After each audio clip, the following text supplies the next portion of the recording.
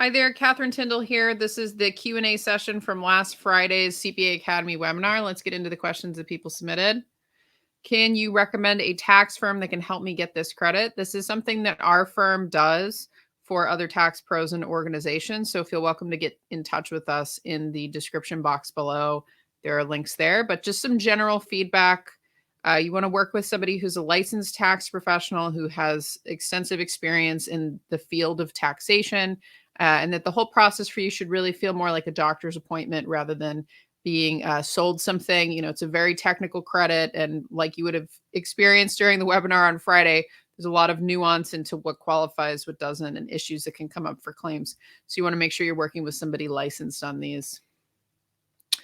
Thought we could still recommend returns for the credit. The answer is yes. So even though there's an IRS processing moratorium, you are allowed to still file for the 2020 and 2021 credits.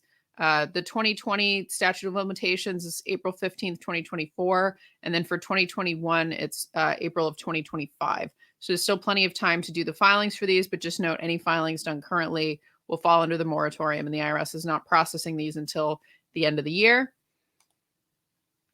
Any deadline yet for filing amended business returns and personal returns due to changes from ERC received? What we have from the IRS is that they need to be filed within a reasonable amount of time to the original ERC filings. Now, most tax professionals interpret that as, waiting until the original claim is processed.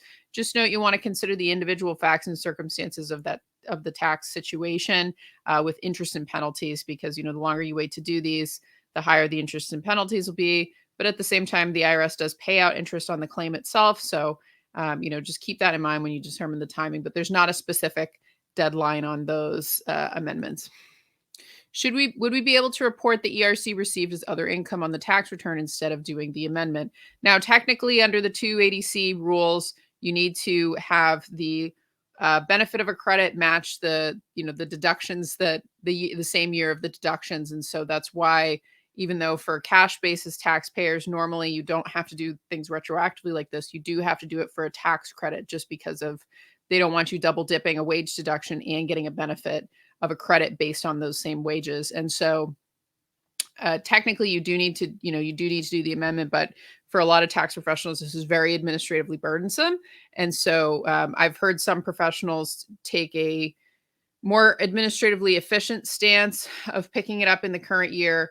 And just weighing the risks of the fact that it's not the correct treatment, but if it yields a no net tax difference to the client, or they're maybe paying a little bit more in tax, that, under examination, are you going to have an issue? I don't know. The stance that we have in the firm is that we just recommend people follow the guidance that we have. And I think it's an administrative oversight and how how this program was put together, and that it's just part of what goes into it that you do need to do those amendments. But those are some perspectives there. If the employer received the credit, does the credit reduce the reported payroll expense on the income tax amendment? No, you just reduce the wage expense. This is something that the IRS has addressed specifically. So even though the credit is partially for payroll taxes and partially not, when you amend the returns, you're only reducing the wage deduction for the amount of the credit in the year you get it.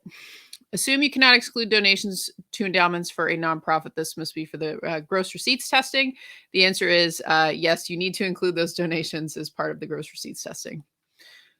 Could filing these cause a bigger, more general audit, not just the specific ERC audit? I assume so, because it's, when you're dealing with a person, it's up to their discretion if they smell something bad in your case. Obviously, that agent could extend that into a full examination. Is that something I think is likely to happen? Probably not, just because, unless they smell something really bad, they're more interested in spending their time on the activities that are going to yield them the most funds recouped that were inappropriately given out. And, time-wise, ERC inspections are going to be a higher yield for them of being able to recoup inappropriate funds than just blowing it up into a general inspection. So I would be surprised, but not like it's impossible. Is the decline in revenue cash basis or accrual basis? Are you a cash basis or accrual basis taxpayer? That's the question. So depending on how you file your taxes, that will tell you what basis you use for the decline in revenue testing. This was a general comment that I liked. Check your state if they allow deducting the wages like for federal. So basically what this comment is meaning is that when you're doing the amended income tax returns, do not overlook the potential state impact. Some states will need to be amended, other states will not. When you go to consider what amendments need to happen, consider the state impact as well, because each state is different, whether or not you'll need to amend the state returns as well. So if you use wages for PPP, can those wages be used in ERC? So how that works is if you have an ERC eligibility window that overlaps with your PPP forgiveness period, covered period, then you need to consider an allocation to make sure that you're not double dipping those wages when you have those overlapping time periods. Now, if they're not overlapping time periods and it's separate wage pools, then no, they're not going to interact because you're not double dipping. But if you do have those time periods overlapping, then yes, you need to consider that. Does it always force you to reduce your ERC based on how you filed for your PPP forgiveness, even when there's an overlap? Not always. So it just depends. But yes, they do interact. And you just need to make sure that you don't double dip the same wages within the same time period. Is there a way to track the status of amended returns for the ERC? You can get set up with the transcript delivery system with the IRS and get transcript updates that way if you're a tax professional. But basically, there's not really a whole lot that they can tell you. It's not really a sophisticated, oh, you're this far into the queue and it's going to be this long until we process it. There's really nothing like that over there. Basically, when you call in or with the transcript system, all you can really see is whether or not the return is set to be processed, that they have something on file for you.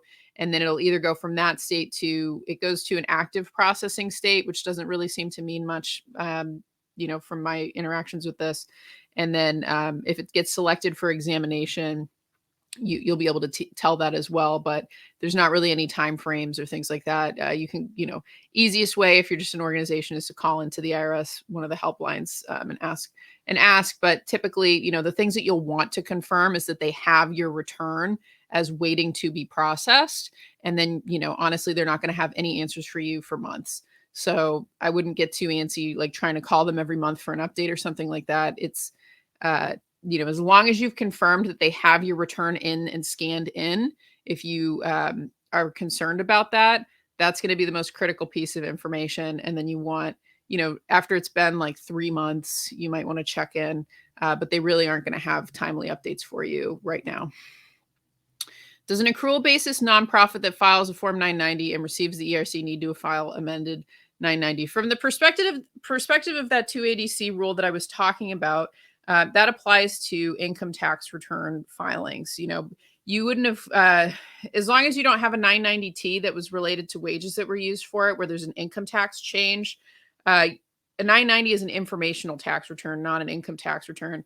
So from that perspective, you don't need to. Now, if your organization participates in grant programs or other outside programs that are using that 990 data, that might be something you need to consider. I would talk to a tax professional who specializes in not-for-profit organizations if there's some other requirement there. But just internally with that credit piece, it's not my understanding that you would need to amend based on that, but there might be other circumstances to consider. Do you find it easier to qualify under the non-revenue qualification in certain states over others, California versus Florida? Oh, absolutely. It's one of those things where the non-revenue qualification is so specific to the jurisdiction that you're in and the way that the jurisdiction wrote its regulations, because there's some jurisdictions where they have regulations for a long time, but the regulations are not worded in a prohibitive voice. And so that can be a problem for taxpayers pursuing this. And then the other piece is that it's extremely idiosyncratic to the organization and their jurisdiction. But in general, places that had more severe outbreaks with COVID or just in general had a more kind of authoritarian local government are going to qualify more often under the non-revenue. So like California, Washington, New York State, certain metro areas are going to have more restrictions than say, I spent part of my year in New Hampshire and we had very little restrictions. So that's one of those things. It is really idiosyncratic to the jurisdiction. If the government orders used to base a case are determined to be unconstitutional, will this jeopardize receiving a credit and possibly having it clawed back? This, as far as I know, this seems like a gray area to me. Now, the fact that the organization would have been bound to follow it as of when it was in place and not deemed unconstitutional, in my mind, would make a better argument for yes, that it should still work, because at the moment they were bound to do this, even though it was unconstitutional. they were still under that government order and that the government order was binding when it was there. So, I would think that it wouldn't be a problem, but that's something I don't know that we have a full answer for that one. How do you know if you've taken the ERC credit already? Is it applicable if you are tax exempt? I'm guessing that last question is more about how would a tax exempt know if they've taken it. So basically, you need to look at your payroll tax returns and see if any credit was claimed. You also need to, if there were any amended payroll tax returns filed, see if there was any credit claimed. You'll see it on the second page of the return on the 941Xs.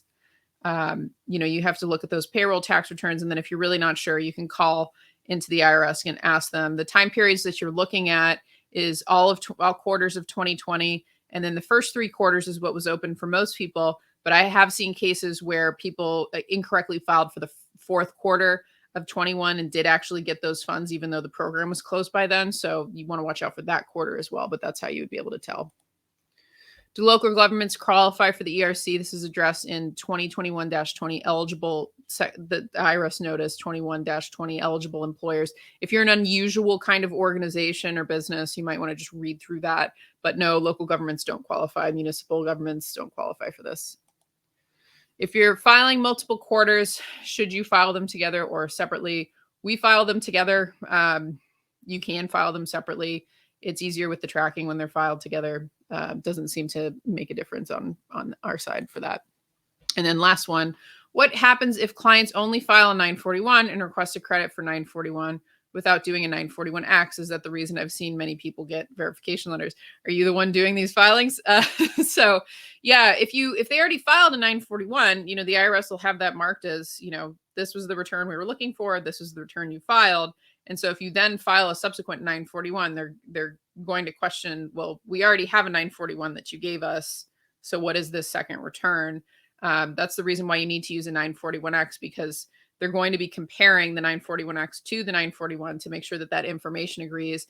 And with the 941X, you're saying, hey, I know I submitted a 941, but I need to make these adjustments because these were things that I didn't have in the initial filing, and this needs to be updated. So that's why you use a 941X, and that's probably why you're experiencing some administrative problems there if you're trying to use more 941s to file for this thing, because they would have already had that. They already have that return. Unless, the clients used, they filed for the ERC with the original 941s, which they could have at the time, but this sounds like this is probably more them doing subsequent additional 941 filings. So that is it for the Q&A. So I want to thank you all again for joining me on Friday. It was a pleasure to have you all with me, and we'll be giving you relevant updates as we have more information in this program, specifically around the settlement program. And then as we get more processing updates from the IRS, but in general, we're only going to reach out when we have real news for you. Like I said, if you'd like an assessment done or to get in touch, there's links in the description below to the contact forms to get in touch with us to have an individual assessment done for your situation to see whether or not this is an appropriate program. Because for most people, unless you go through that assessment process, you're really not going to know whether or not it's an appropriate program. So anyway, thanks again. Have a wonderful rest of your day, and we'll talk again soon. Bye.